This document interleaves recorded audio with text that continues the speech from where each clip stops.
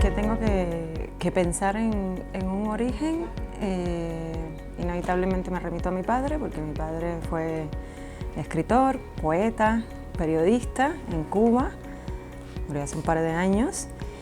Y aunque yo no lo sabía, realmente el primer referente era cuando mi hermano y yo teníamos 3, 4 años y mi padre empezó a contarnos cuentos y no paró al menos hasta la adolescencia, ¿no?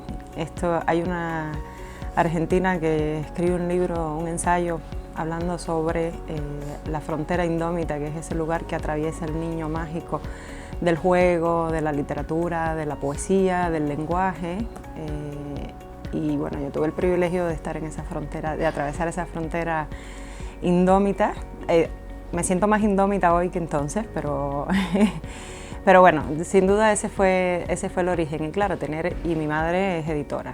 Hace años que no se dedica a eso, excepto a editar las obras de la familia, pero crecí en una casa donde había libros hasta en el baño, entonces cada vez que tenía algún antojo mi padre venía con algún autor. Creo que nunca leí autores para yo misma discernir, nunca leí autores malos porque tuve la posibilidad de que alguien me los estuviera poniendo en mano desde el principio, aunque siempre después en el tiempo uno elige a quién quiere leer, ¿no? Definitivamente, y estoy un poco conflictuada incluso con esta idea, conflictuada para bien, poéticamente voy a decir, ¿no? Porque recién he estado trabajando con un autor en un ensayo literario con un autor cubano del exilio en México también, que de pronto oigo que lo han llamado como el último representante del realismo mágico. Yo misma he dicho la palabra realismo mágico trasnochado. Sin embargo, yo creo que el realismo mágico no es algo que pertenece a un tiempo, sino quizás a un tipo de escritor o a un tipo de obra o a una necesidad de decir con el lenguaje las cosas que uno quiere decir. Y sí, la verdad es que sí, y con orgullo. O sea, creo que es muy complejo cómo se está viendo el feminismo hoy, ha cambiado tanto desde el inicio del feminismo a la fecha. Me identifico con algunas cosas del feminismo, con otras no, también es complejo, es polémico, es diferente en España, es diferente en México, es diferente en Argentina, por decir países donde he estado recién y donde se ha publicado mi obra, ¿no? En Cuba no sé ni siquiera si podría hablar de feminismo, la verdad. Pero sí tengo una obra femenina, sin ninguna duda, porque todas mis novelas al menos están narradas por mujeres protagonistas, narradoras en primera persona. El papel de la mujer es fundamental como pedestal de la familia, como hilo como camino hacia el destino de la familia, pero también de los personajes en general, en dependencia de la obra. Este es el segundo libro, Después de Bahía de Sal, de una trilogía que está narrada en primeras voces femeninas y con una búsqueda femenina. 3 mujeres. Yo soy la autora del cuadro, que esto no lo he dicho en ningún momento, pero pinté la obra y son 3 mujeres las que están protagonizando esta historia, aunque sea narrada por una de ellas, pero ella las está contando a las demás. Algo que pasa en mi segunda novela, en Luz en la piel, por ejemplo. Entonces, creo que es que también uno mira el mundo desde la posición en la que está, ¿no?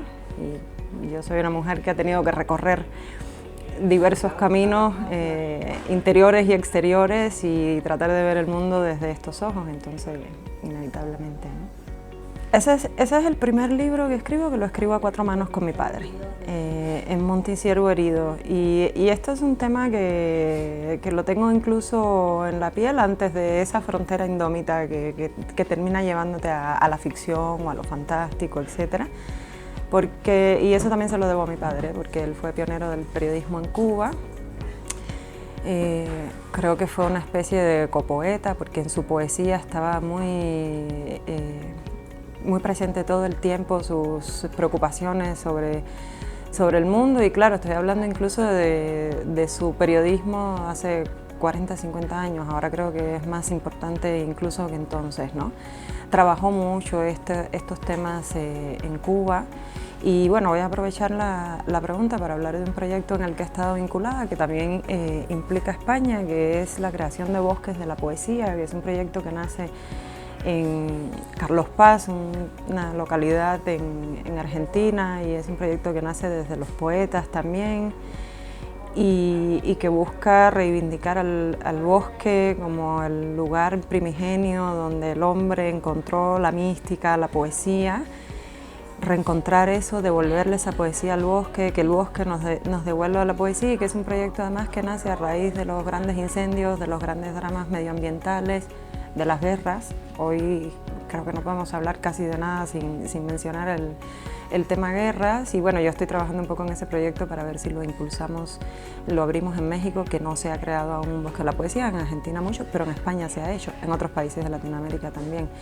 Entonces, bueno, yo creo que esa es una herencia que me dejó mi padre, un poco también la preocupación por el mundo, y además tengo una conexión muy especial con la naturaleza, soy montañista. Yo siempre digo que la literatura y la montaña, esas son las dos cosas que me mantienen con vida. Me quitan una y habré perdido parte de ella, ¿no?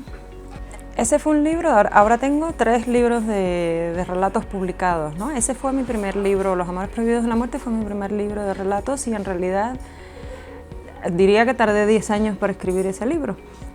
Pero más bien 10 años después de haber empezado a escribir las primeras historias, decidí hacer una compilación de lo que me parecía que valía más la pena literariamente, así que es un libro que ahora no recuerdo, pero fue un libro que presenté aquí en España hace el último año que pude viajar acá antes de la pandemia, en 2019, y reunía una treintena de relatos de esos 10 años. Después yo pensaba que era una escritora de cuentos, que el cuento era como un lugar intermedio entre una historia larga u otra, entre una novela o entre un proyecto grande y otro más bien, ¿no? Sin embargo, durante la pandemia tuve un periodo en que estuve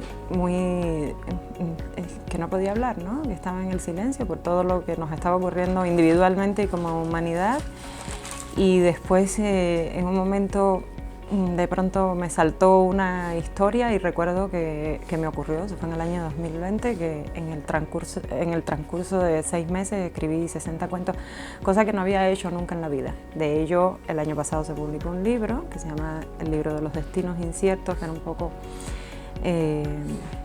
historias donde se acababa el mundo, que no tenían que ver con la pandemia, pero en el sentir sí, ¿no? Un poco ad hoc con lo que estábamos viviendo. Y bueno, por ahí tengo un librito de cuentos todavía inédito, esperando en su momento, un libro sobre el circo. Me resulta muy interesante esta pregunta, porque estoy aún mentalmente o quizás espiritualmente, psicológicamente, estoy empezando a trabajar en un proyecto de largo aliento, que puede ser ensayístico, de ficción, de ambas cosas. Todavía estoy en esas indefiniciones, y que pretende leer la historia del siglo XX a través del dolor en la literatura femenina, como bueno, todos los sentimientos que abrevan en el dolor te llevan a la expresión literaria. Y claro, eso me hace plantearme, cuando uno lo ve desde esa perspectiva y no tratar de pensar, hay esta literatura femenina, hay esta literatura para niños, hay esta literatura para jóvenes, me hace pensar, es que hay una literatura desde el dolor, por ejemplo, es que hay una literatura desde otros sentimientos, es que hay la literatura de la felicidad. Kafka decía, ¿para qué vamos a escribir libros felices, ¿no? El libro ha de ser el hacha que corta el mar helado dentro nuestro. Entonces realmente me importa mucho más que encajonar los tipos de literatura que hay, tratar de comprender cómo podemos leer nuestra historia, cómo podemos leer nuestra sociedad, nuestra vida, nuestro devenir como seres humanos a través de la literatura, porque podríamos poner exactamente el mismo ejemplo y hacerlo a través de la literatura masculina. Y además de todo, estoy segura que hay conexiones, porque de pronto estoy pensando en esto de las mujeres, trato de solo leer a las mujeres. Alguna vez me dije, ¿será que entonces si voy a citar alguna referencia lo tendré que hacer solo de mujeres? No puedo, no es posible.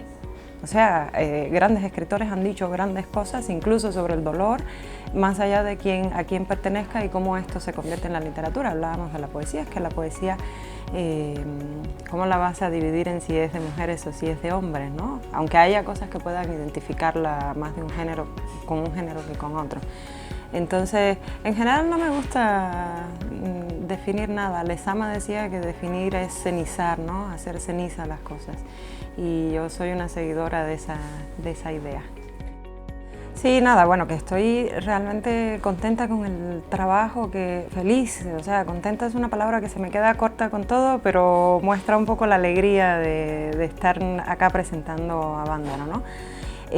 Con la manera en que la editorial Traveller ha cuidado la novela. Realmente, bueno, con ellos vamos a publicar la tercera parte de la trilogía el próximo año, entonces es muy importante que tenga esa satisfacción. Y el encuentro esperado, al menos esperado para mí, que va a ser que me presente el escritor español Juan Laborda, que es un amigo al que quiero mucho, alguien con quien tengo un encuentro literario muy especial y bueno, gracias a eso me atrevo a prometer una buena charla entre nosotros, una buena charla con el público también y espero que con los lectores futuros de Vándaro.